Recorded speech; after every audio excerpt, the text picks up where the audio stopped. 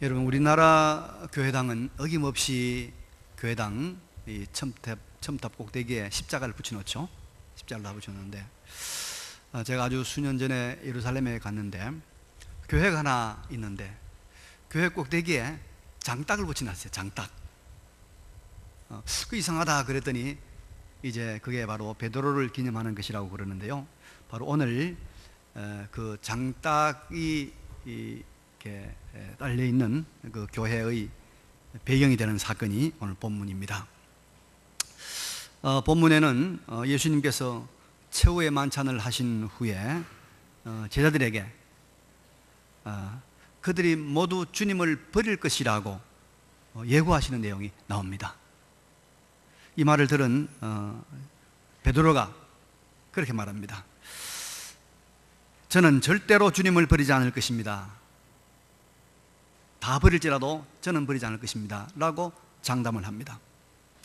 그래서 예수님께서 구체적으로 어떻게 버리게 되는가를, 부인하게 되는 걸 말씀하시죠. 이 밤에 닭이 2번 울기 전에 네가 3번 나를 부인하리라 라고 말씀하십니다. 그래도 베드로가 아주 자신 있게 말합니다. 내가 주와 함께 죽을지언정 주를 부인하지 않겠습니다 라고 말하니까 다른 제자들도 그 말을 받아서 우리도 그렇게 할 것입니다 라고 말을 합니다. 그런데 여러분, 우리가 이제 복음서를 계속해서 보면은 대단히 유감스럽게도 그 밤에 얼마 있지 아니해서 제자들이 다 예수님을 버리고 도망을 가고, 또 그렇게 자신 있게 말했던 베드로는 결국은 3번이나 예수님을 모른다고 부인하는, 그야말로 천추에 씻지 못할 잘못을 저지르고 마는 사건이 발생을 합니다. 자, 오늘 이 사건이, 이 내용이 주는 오늘의 교훈이 무엇인가 하는 것을 함께 살펴보기로 하겠습니다. 먼저 우리는 이 사건을 통해서 우리 인간이 얼마나 연약한가, 얼마나 우리가 허물이 있고 얼마나 죄성이 있는 존재인가를 다시 한번 깨달아야 할 것입니다. 가룟 유다는 처음부터 배신자니까 우리가 논외로 친다 하더라도 여러분, 11제자는 다릅니다. 그들은 예수님이 특별히 사도로 뽑아서 세운 사람들입니다. 그리고 그들은 예수님과 3년 동안 동행하면서 먹고 마시고 같이 생활하면서 예수님 하던 모든 것들을 보았어요. 그 입에서 흘러나오는 그 권위 있는 하나님의 말씀, 하나님의 소리를 그들은 들은 사람입니다. 예수님께서 얼마나 수많은 난치병자를 고쳤습니까? 중풍병자, 보지 못하는 자, 그죠? 여러 난치병자를 예수님이 그냥 고쳤습니다. 심지어 죽은 지 나흘이나 되어서 이 냄새가 나는, 썩은 냄새가 나는 나사로를 그냥 이름을 불러서 불러내는 그 놀라운 광경을 목도한 사람들이 제자들입니다. 사람이 죽여서 상녀에 지금 메고 나갑니다. 그런데 그 상녀를 세워놓고 그 상녀 안에 있는 나인성 과부의 아들을 살려내신 이가 누굽니까? 주님 아닙니까? 그 예수님입니다. 그리고 보리떡 이 5개, 물고기 2마리 가지고 5,000명 이상을 먹인 이 양식의 문제, 식량의 문제를 일거에 해결하신 분이 주님이란 말입니다. 그런데 여러분, 그 현장을 다 목격했던 사람이에요. 이런 바다가 얼마나 무섭습니까? 큰 집치만한 파도가 몰려와서 배를 삼킬 듯이 막 달려드는데 예수님께서 잔잔하라 말 한마디 하니까 파도가 잔잔해지는 이 창조주의 능력을 그들은 목도한 사람들입니다. 주님 버리면 안 되지요. 주님 떠나면 안 되죠. 결코 주님을 떠날 수 없는 사람들인데, 이런 그야말로 대단한 은혜를 받은 사람들인데 한 명도 빠짐없이 다 주님을 버리고 도망가는 사건이 발생한단 말입니다. 결정적인 실수를 하는 제자들이죠.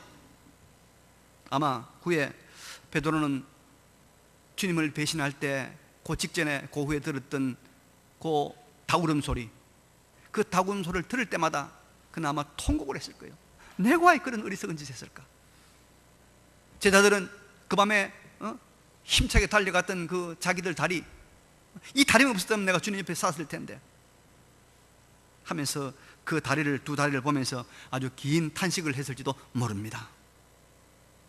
그래서 여러분, 우리 이 사건을 통해서 모든 인간은 아무리 위대하고 아무리 큰 은혜를 받은 사람이라 할지라도 허물이 있다, 죄성이 있다, 약점, 단점이 있다는 것을 솔직히 인정을 해야 됩니다. 이거 우리 깨닫게 하는 겁니다. 로마에 가보신 분들은 베드로 대성당을 보고 아마 깜짝 놀랄 거예요. 굉장합니다. 이게 얼마나 많은 돈이 드느냐면, 이 베드로 대성당을 짓기 위해서 교황이 말이죠, 면죄부를 팔았어요. 이거 사면 죄 없어진다, 면벌부, 면죄부를 팔았습니다. 그것이 종교개혁의 도화선이 되고 세계사를 바꾸는 큰 사건이 되지 않습니까? 그게 베드로 대성당을 짓기 위한 거예요. 그 장엄한 건축물의 모습들, 그 위용 대단합니다. 그 안에 붙어있는 장식품들, 보물들, 그 하나하나가 정말 국제적인 보물입니다. 그게 여러분, 누구 한 사람을 기념하기 위한 거냐면 베드로 한 사람, 베드로 한 사람 이름 내려고 그런 성당을 지은 거예요. 그런데 그 위대한 베드로도 주님을 모른다고 3번이나 부인한 전력이 있는 사람입니다. 그 위대한 베드로가 그렇다면 여러분, 우리들이야 얼마나 실수가 많고 얼마나 부족함이 있고 얼마나 허물이 많겠습니까? 인간의 부족함을, 인간의 죄성을 깨닫고 늘 주님의 십자가 공로를 의지하는 우리 모두가 되시길 바랍니다. 우리의 공로, 우리의 의 자랑할 게 없어요. 주님의 십자가 아니면, 주님의 십자가 피공로 아니면 아무도 하나님 앞에 설 수 없단 말이에요. 우리가 죄 있는 걸 깨달아야 돼요. 이런 위대한 사도도, 이런 위대한 인물도 그런 죄를 지었다. 제가 이번에 여러분 4박 5일 동안 이제 휴가를 갔다 왔는데요, 제가 그 제도를 들렸어요. 그 제도를 간 이유는 2가지입니다. 하나는 그 제도로 이사를 갔지만은 우리 교회에 적을 두고 늘 11조를 보내주는 이 조덕종 집사님, 김영학 권사님, 내가 신방을 해야 되겠다. 그래서 이제 신방을 하나 하자는 목적이었고, 또 하나는 그 제도 신명교회라는 교회가 있는데, 그 신명교회 담임하는 목사님이 내 신학교 동기인데, 이 총회 때 만날 때마다 저보고 꼭 좀 한번 놀러 오라고 그래요. 그래서 한번 간다고 해서 갔는데, 그 신명교회가 여러분, 그게 어느 교회는 유명한 교회입니다. 김영삼 대통령 아버지가 그 교회 장로였고, 김영삼 대통령이 옛날 어릴 때 그 교회 다녔던 그 교회입니다. 그래서 그 교회 바로 옆에 김 대통령 생가가 있고, 또 김 대통령 기록 보존관이 있어요. 바로 붙어 있습니다. 제가 수요일 이제 좀 일찍 가서 생가도 구경하고, 그 다음에 기록 그 보존관도 쭉 둘러보고, 예배 전이니까. 그 다음에 이제 날씨가 하도 더워서, 지난주 날씨가 굉장히 더웠지 않습니까? 여긴 비가 왔다고 그러대 보니까. 그래서 그 바로 동네 앞에 정자가 하나 있어요. 그래서 정자에 올라가서 바람 좀 쐬야겠다. 그래서 정자에 딱 올라갔는데, 나이가 한 60대 좀 된 어떤 아저씨 한 분이 약간 술이 취해가지고 앉아있는 거예요. 그때 가니까 이제 술 취하면 사람 말 잘 걸잖아요. 어디서 왔어요? 묻는 거예요. 근데 서울서 왔다고 그러니까 이야기를 하는 거예요. 여러 가지 이야기 하는데, 김영삼 대통령이 야당 총리할 때, 민주운동할 때 그 동네가 상당히 많이 그런 피해를 봤대요.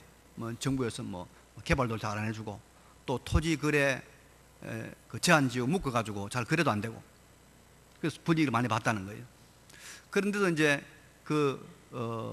김영삼 대통령 아버지가 그 고깃배를 많이 가주셨는데, 하여튼 그렇게 멸치를 많이 잡았다네요. 그래서 한 번 나가서 하루 멸치 잡아오면 그 당시에 100만 원쯤 벌어요. 100만 원쯤. 그러니까 그만한 돈을 다 대준 거죠. 그런데 이제 이 대통령이 된 다음에 동네 사람들이, 우리가 그동안에 많이 그동안 어려움을 당했고 피해를 봤으니까 이 동네를 좀 발전시키자. 그래서 이제 동네 발전 계획을 만들어 가지고, 그 김영삼 야당 그 총재할 때 그래도 꽤 많이 도와주었던 사촌 동생 김무슨 뭐인데, 이 사람을 앞세워 가지고 올라간 거예요. 청와대를 갔으면 만나주긴 만나주겠죠. 청와대 가가지고 우리 동네를 이런 식으로 좀 개발해 주면 좋겠다라고 이야기했더니까, 김영삼 대통령이 화를 팍 내는데, 야 이놈아, 그런 말 같으면 내려가라면서 막 혼을 내더라는 거예요. 그래서 그 양반이 그만 두 말도 안 하고 내려왔는데, 너무 쇼크를 받아가지고 충격을 받아서 화병이 걸린 거예요. 그 사람 말이 참말인지 그런지 모르겠지만 화병 걸려가 15일 만에 죽었대요. 그 사람이 하는 이야기라 내가 거짓말 아니고 15일 죽었대. 그래서 그 동네에서는 김영삼 대통령이 영 인기가 없대요. 아주 나쁜 사람처럼 얘기 느꼈다는 거예요. 내가 그걸 보면서 야, 참 이 민주화 운동을 위해서 평생을 바쳤고 이 문민 정부를 세워서 군부의 세력을 막아낸 대단한 사람이지만은 인간적인 측면에서는 이런 약점이 있구나. 없고 좀 좋게 이야기해서 그래 어렵지만은 내가 공정하게 부정해야 되니까 이렇게 하면서 해줄 수 있잖아요. 근데 그 화병이 덜도록 갖다 충격적인 말을 해보니까 그게 됩니까? 김영삼 대통령도 그런 약점이 있단 말이에요. 그런 부족한 점이 있는 거예요. 여러분, 성경의 가장 지혜로운 인물이 누굽니까? 솔로몬 아닙니까? 솔로몬. 여러분, 솔로몬이 쓴 잠언서 대단합니다. 그 잠언서만 우리가 읽어보면 이 세상에서 가장 현명하고 지혜로운 사람이 될 수가 있습니다. 그 사람이 누렸던 부귀영화 전무후무했다고 그러잖아요. 근데 그도 이런 말년에 이방 출신의 아내들의 말을 듣고 우상숭배를 허용하다가 그 다음에 나중에 가면 자기 자신도 우상숭배합니다. 솔로몬이 마지막에 우상숭배합니다. 여러분, 인간은 이렇게 죄성이 있고 허물이 있단 말이에요. 우리 인간이다. 그래서 우리는 항상 하나님 앞에서 자신의 부족함, 죄성을 솔직히 인정하고 겸손한 모습으로 주님의 십자가의 의를 붙들어야 될 줄로 믿습니다. 그래서 우리는 항상 배우려고 하고 들으려고 하고 자신을 온전히 만들어가는 이런 노력을 하는 것이 하나님 앞에서 우리 자신을 바로 하는 사람인 줄로 믿습니다. 제가요, 돌이 채 되지 않은 아이를 하나 유심히 봅니다. 보니까 이 아이가 새로운 물건에 탁 나타나면요, 팍 짚는 것이 아니고 한번 손을 갔다가 왔다가 또 갔다가 왔다가 그 다음에 짚더라고요. 이걸 보면서 야, 나는 참 그래서 좋은 것이 있으면 좋은 말 들으면 그저 덜컥덜컥 합시다 해가지고 얼마나 손해 보는데, 요 돌도 안 된 아이도 이렇게 조심스럽구나. 내가 이 나이가 돼도 돌도 안 된 아이한테 배울 것이 있구나 생각을 합니다. 여러분, 우리가 그래서 교만한 사람, 나는 배울 것이 없다는 사람, 자기 고집만 주장하는 사람, 하나님 앞에 불행한 인생을 살 수밖에 없어요. 자기 의를 주장하는 사람, 결단코 하나님 나라에 들어가지 못합니다. 그래서 우리 모두가 다 나는 부족한 사람이다, 나는 죄가 있는 사람이다, 나는 배워야 할 사람이다, 나는 예수님의 십자가의 공을 의지해야 될 사람이다, 이런 겸손한 사람이 되어서 겸손한 자를 높이시는 하나님의 은혜를, 하나님의 복을 받으시는 우리 모두가 되시기 바랍니다. 두 번째로 우리는 본문에서 베드로의 아주 구체적인 약점 하나를 발견하게 됩니다. 바로 베드로의 자만심입니다. 자만심. 27절에 보니까 예수께서 제자들에게 이르시되 너희가 다 나를 버리리라, 이런 기록된 바 내가 목자를 치리니 양들이 흩어지리라 하였음이니라. 구약의 말씀을 예수님께서 인용해서 너희가 다 나를 버리게 될 것이다 그랬단 말이죠. 그런데 이 말을 들은 여러분, 우리라면 어떻게 될까요? 주님 말이 정말인 줄 알고, 주님 그럼 우리가 어떻게 해야 되겠습니까? 우리가 주님 어찌 해야 되겠습니까? 일을 어찌 한단 말입니까? 막 주님께 매달려야 될 텐데, 29절에 보니까 베드로가 뭐라고 말합니까? 다 버릴지라도 나는 그리하지 않겠나이다 그렇게 말합니다. 이 말은 예수님의 예측과 예수님의 예언이 뭐요? 틀린단 말이죠. 그러죠? 난 안 버리니까. 그래서 하도 어이가 없으신 예수님께서 아주 구체적으로 말씀합니다. 구체적으로 오늘 밤에, 이 밤에 닭이 2번 울기 전에 네가 3번 나를 부인하리라. 그 정도로 이야기했으면 베드로가 주님 제가 이거 어찌해야 되겠습니까 하면서 통곡을 해야 될 텐데, 베드로가 뭐라고 응수합니까?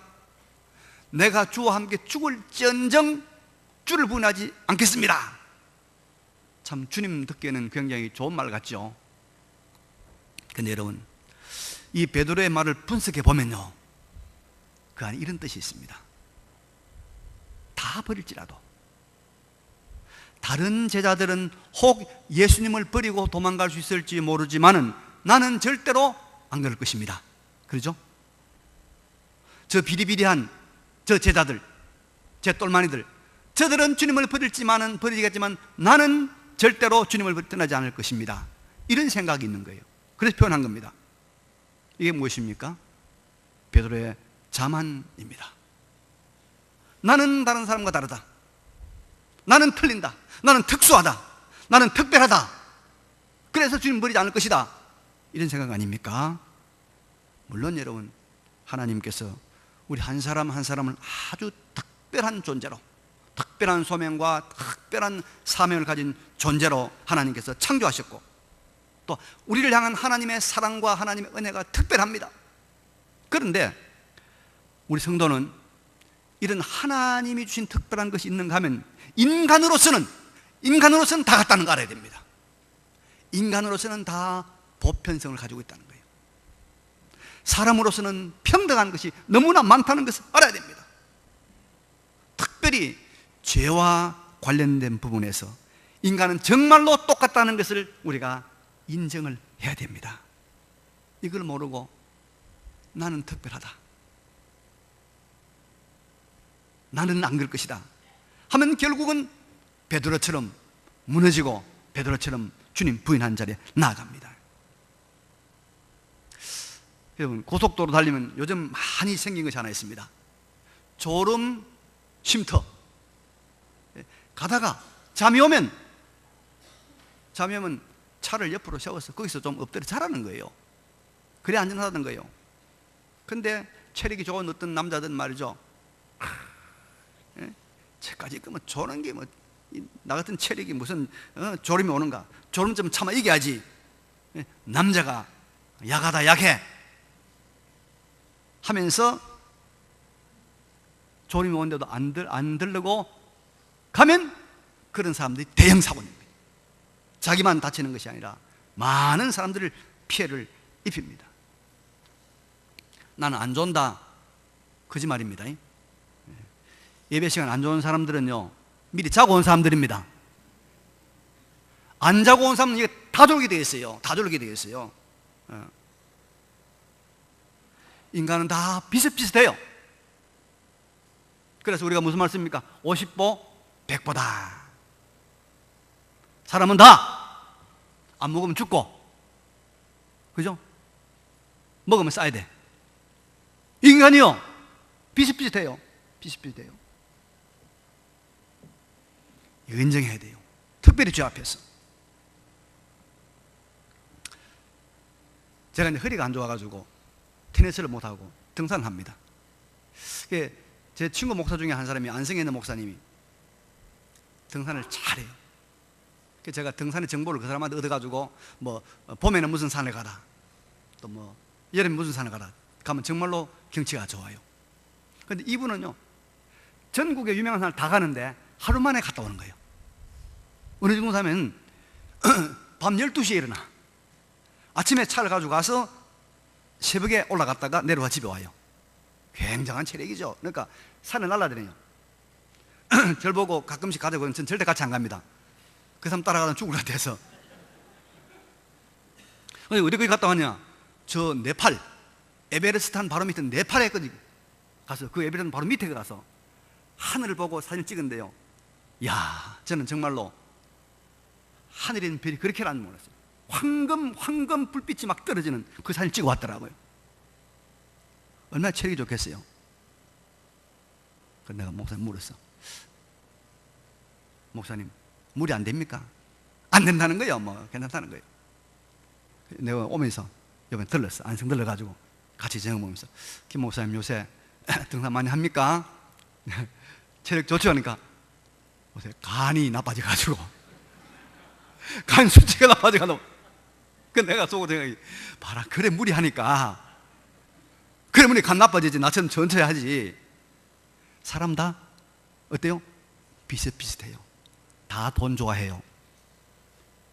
사람 다 돈 좋아합니다, 여러분. 저도 돈 좋아합니다. 남자들은요 다 이쁜 여자 보면 마음 끌려요. 여자도 그거 알아야 돼요. 우리 남편은 절대로 견는지 안 한다. 천만의 말씀. 내가 보니까 그런 여자 남편이 바람 먼저 피우더라고. 보니까 다 똑같아요. 다 똑같아요. 그래서 우리가 어떻게 됩니까? 순간순간 성령님 의지하고 성령님 의지하고 성령의 인도를 받아야 우리가 돈에 안 빠지고 여자에 안 빠지고 권리에 안 빠진다 이 말입니다. 다 비슷하다. 베드로는 그거 몰랐어. 다 버릴지라도 나는 지가 제일 많이 부인했잖아요. 지가 안 그래요? 다른 사람은 부인하다 다 도망갔는데 자기는 3번 부인했잖아요. 공식적으로 3번이나. 자만심 가지면 안 돼요. 그래서 다른 사람은 다 넘어져도 나는 안 넘어진다 그 생각 버려야 됩니다. 다른 집 아이들은 다 문제가 될지만 우리 집 아이들은 절대로 문제가 아니다 그 생각 버려야 된단 말이에요. 가끔씩 보면 우리 아이는 절대 안 그렇다고. 아이고 내가 좀 있어 보라고. 좀 있어 보라. 나는 절대로 병원에 안 간다. 아니요. 나는 암하고는 절대 안 그럴 것이다. 천만의 말씀. 이런 자만심 버려야 됩니다. 나도 인간이다. 나도 연약한 인간이다. 죄 앞에서, 병 앞에서, 죽음 앞에서 어쩔 수 없다. 어쩔 수 없다. 나도 아담 할아버지 하와 할머니 조상이기 때문에 나도 마누라한테 넘어간다. 그리고 우리 마누라 단속 잘해야 된다.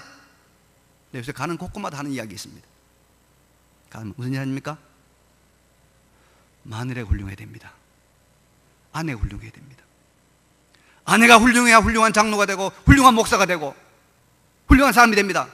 누누이 내 그 말합니다. 모든 사람들이 다 동감해요. 동감해요. 별 수 없어요. 아담도 하와 말 듣고 넘어갔잖아요. 우리도 여러분 별 수 없이 넘어가는 거예요. 그래서 누가복음 21장 34절에 너희는 스스로 조심하라. 그렇지 않으면 방탕함과 술취함과 생활의 염려로 마음이 둔하여지고 뜻밖의 그날이 뜻과 같이 너희에게 임하리라. 스스로 조심하라. 그렇지 않으면 방탕함과 술취함과 생활의 여러 염려로 마음이 둔하여지고 뜻밖의 그날이 뜻과 같이 너희에게 임하리라. 매일매일 순간순간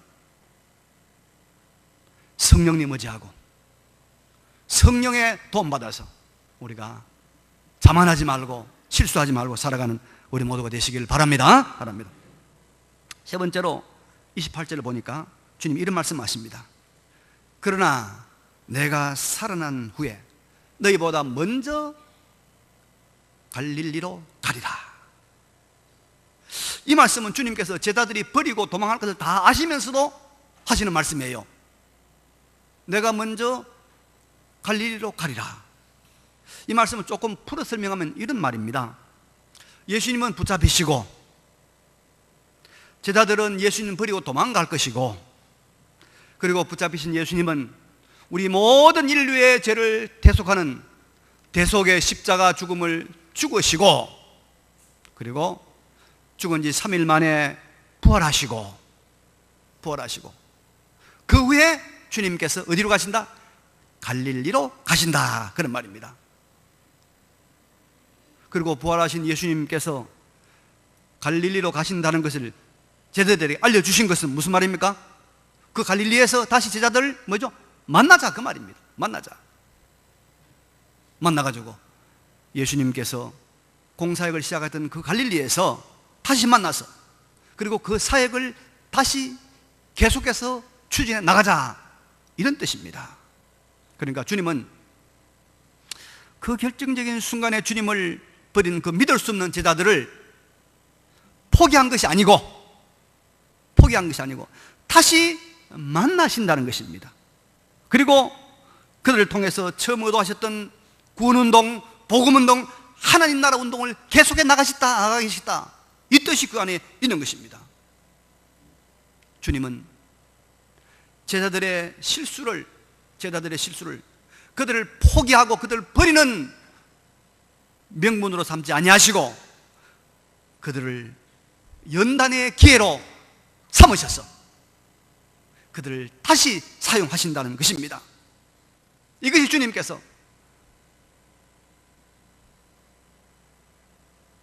내가 살아난 후에 너희보다 먼저 갈릴리로 가서 기다리겠다, 이 말씀을 하신 것입니다. 여러분, 우리 주님은요, 부르심에 후회가 없습니다. 주님이 그를 한번 불렀기 때문에 그들을 절대로 버리지 않습니다. 그래서 주님을 버리고 주님을 부인했지만은 주님은 다시 그들을 갈릴리에서 만나서 하나님 나라 운동을 같이 하겠다는 거예요.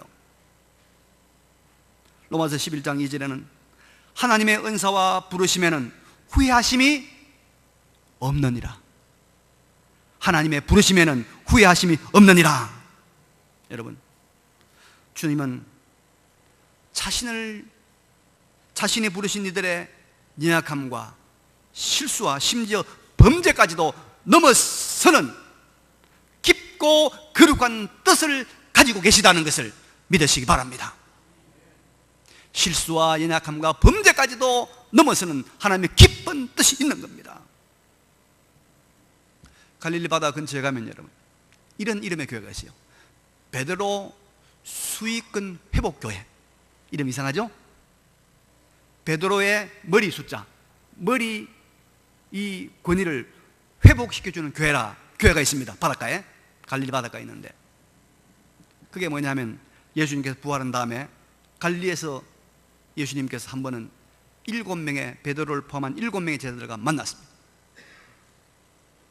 그리고 이제 그들과 함께 바다에서 잡은 고기를 가지고 음식을 먹죠. 부활을 먹습니다. 그때 예수님께서, 부활하신 예수님 베드로에게 묻습니다. 베드로야, 네가 나를 뭐하느냐? 사랑하느냐? 베드로가 예, 내가 주님을 사랑합니다. 또 두 번째 묻습니다.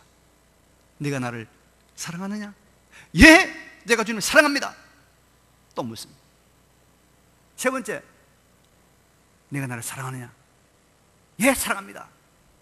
이 세 번 하고, 베드로가 주님 모른다고 부인했던 세 번 하고 쌍을 이루죠? 회복시켜주는, 회복시켜. 그리고 주님께서 세 번이나 주님 앞에 주님을 사랑한다라고 고백한 베드로에게 뭐라고 합니까? 내 양을 치라. 예수님의 양을 맡긴다는 거예요. 그래서 그 교회 이름이, 그 근처에 세워진 교회 이름이 베드로의 수익근 회복교회, 수제자의 근위가 회복된 교회다, 그래 말하고 있습니다. 주님은 베드로를 다시 이렇게 세워서 주님의 양을 치는 제자로 삼으신 것입니다. 가데스 바네아에서 출애굽한 이스라엘이 하나님 거역했죠. 하나님이 세우신 모세를 거역하고 모세를 돌로 치려하고 그들이 큰 배반을 저질렀습니다. 그래서 그들이 그 벌로 어디 들어갔습니까? 광야로 들어갔습니다. 이 삭막한 광야, 그 때약빛이 막 내려지는 광야에서 40년을 지냈습니다. 그러나 그들의 광야 40년을 하나님은 불순종에 대한 값으로만 하나님께서 여기지 아니하시고 취급하지 아니하시고 오히려 그들을 하나님의 거룩한 백성으로 새롭게 다듬는, 하나님의 거룩한 백성으로 연단시키고 만드는 그 과정으로 만드신 것입니다. 하나님은 한 번 언약의 대상으로 택한 하나님의 그 백성, 그 사람, 그 제자들을 결코 버리지 않는다는 것을 믿으시기 바랍니다. 하나님 앞에 한 번 부름받은 사람, 한 번 택함받은 사람은 절대로 하나님 버리지 않습니다. 혹 그들의 범죄와 실수와 오판이 있다 하더라도 그것을 연단과 제자화의 과정과 도구로 삼으신다는 것입니다. 그래서 로마서 8장 28절에 이런 말씀이 있습니다. 우리가 알거니와 하나님을 사랑하는 자, 곧 그의 뜻대로 부르심을 입은 자들에게는 모든 것이 합력하여 선을 이루느니라. 할렐루야. 그의 뜻대로 부르심을 입은 자들에게는 모든 것이 합력하여 선을 이루느니라. 그래서 여러분, 우리 성도의 삶에서 의미 없는 것은 아무것도 없습니다. 성도의 삶에서는 실패도 패배도 실수도 다 여러분 깊은 뜻이 있는 것입니다. 하나님은 그것을 오히려 연단의 과정으로 사용하시는 것입니다. 그래서 성도는 항상 소망이 있습니다. 내가 당한 어떤 현실도 소망이 있는 것입니다. 미래가 있는 것입니다. 하나님의 깊은 뜻이 있는 것입니다. 그래서 우리가 항상 믿음, 소망, 사랑 이 세 가지를 가질 것이라고 말씀하지 않았습니까? 주님은 그 배신의 밤 언덕에 그때 주님께서는 내가 너희보다 먼저 갈리로 가리라 소망을, 희망을 말씀하고 있는 것입니다. 우리가 이 주님의 깊은 배려와 뜻과 부르심을 깨닫고 어떤 현실 가운데서도 소망을 잃지 않는 우리 모두가 되시기를 바랍니다. 여러분, 우리는 베드로와 10 제자들이 예수님을 버리는 모습을 보면서 우리의 죄성, 우리의 연약함을 인정하고 주님의 십자가를 붙들어야 될 줄로 믿습니다. 우리의 자만감, 우리의 오만함을 내려놓고 나는 결코 특별한 존재가 아니니까 항상 순간마다 성령님 의지해야 된다. 성령의 도움을 받아 삼가 조심하는 우리의 삶을 살고, 혹 우리가 넘어지고 실패하고 쓰러졌다 할지라도 그것을 합력하게 유익하게 하시는, 그것을 연단의 과정으로, 그것을 우리의 참 제자의 과정으로 활용하시는 주님의 깊은 섭리가 있다는 것을 믿고 소망과 희망을 잃지 마시기를 간절히 바랍니다. 예, 이 말씀을 기억하시면서 잠깐 하나님 앞에 우리 통성기도 결단기도 드리겠습니다.